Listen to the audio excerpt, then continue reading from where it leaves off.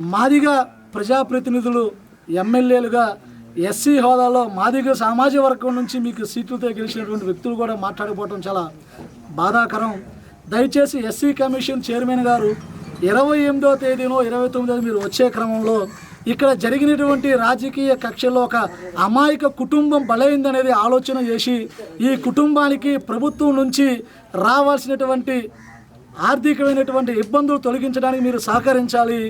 అదేవిధంగా ఎవరైతే ఈ కేసులో ఇద్దరు వ్యక్తులు సల్మాన్ గారిని చంపారో ఆ ఇద్దరు వ్యక్తులు అనుకున్నటువంటి దుష్ట శక్తులను కూడా ఈడ్చిలాగి వాళ్ళను కూడా జైలుకి పంపించాలి.